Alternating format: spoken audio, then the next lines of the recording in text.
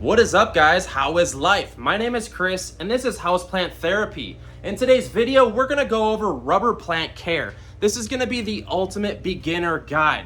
I have a more in-depth guide on the rubber plant, but this is gonna be for pure basics. I wanna keep this super simple. It's gonna be like the bro science of all care guides. Guys, I'm super passionate about houseplants and fish tanks and nature in general. Please consider subscribing. I do tons of cool stuff around here. I have tons of cool projects. This is a house plant shelf that automatically drains. Like when you water the plants, it drains into the pipe and into the bucket. It's insane. But guys, rubber plant care. We have pretty much every kind of rubber plant you could think of. Here, let me grab this guy here. Say hello to the sloth. Hello. So, the rubber plant is a beginner plant, and I want to keep this super simple. So you just brought your rubber plant home. Step number one is to find somewhere in your household with decent lighting. A south window is usually going to have the most lighting for houseplants. The rubber plant here likes direct, or I should say indirect bright lighting. So this is going to be a lot more lighting than just like your generic pothos. This guy, find a bright window. I know it's tough to find a decent window in your house, but here's also the other thing. When you decide on the location, do not move the plant to another location. That's a big no-no. Find a spot with a decent amount of light. It is considered a bright indirect lighting. So zero direct sunlight. Consider a porch. Here's our porch here in the house. You can see we have a rubber plant over there. It's doing absolutely amazing. This is our brighter indirect lighting. And what indirect means is that it's not getting actual sunlight, but it's almost getting like indirect lighting through the windows. The second most important variable that you're gonna have to master with the rubber plant is watering it.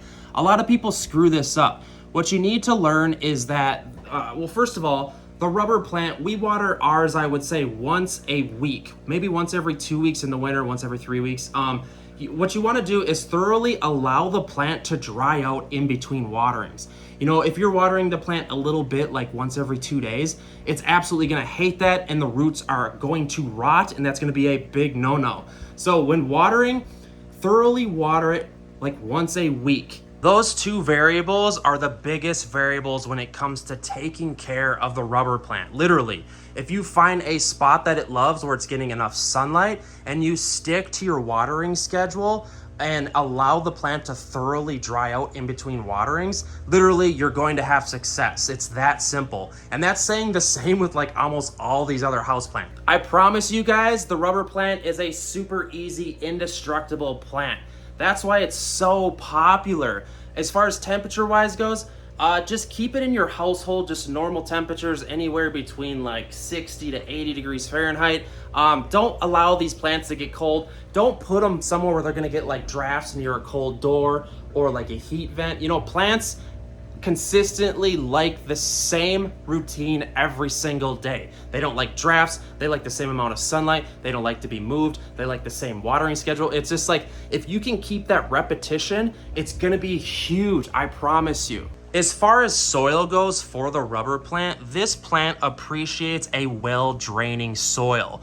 What usually people do is they use half potting soil and half cacti mix soil. This allows it to kind of drain thoroughly, and a lot of these houseplants use the same mix for soils. And what it wants to be doing is just draining thoroughly, because these plants, if you think about it, their soil is kept in a plastic or ceramic pot and it's being withheld in there. It's kind of choked out. So drainage and soil mixes is kind of a big deal. As far as repotting this plant, you're not going to have to repot it for quite a while. If it's a brand new plant, and if you ever go up in size for potting wise, never go more than 1 to 2 inches. So whatever this is, whatever size this is, 6 inch, just go like an inch or two bigger and no larger, because these plants like little pots. Most of these plants like little pots because they drain better. I tried to keep this as simple as possible for beginners. And I know some of you houseplant divas are gonna be like, oh, you missed this and this, the fertilizers. And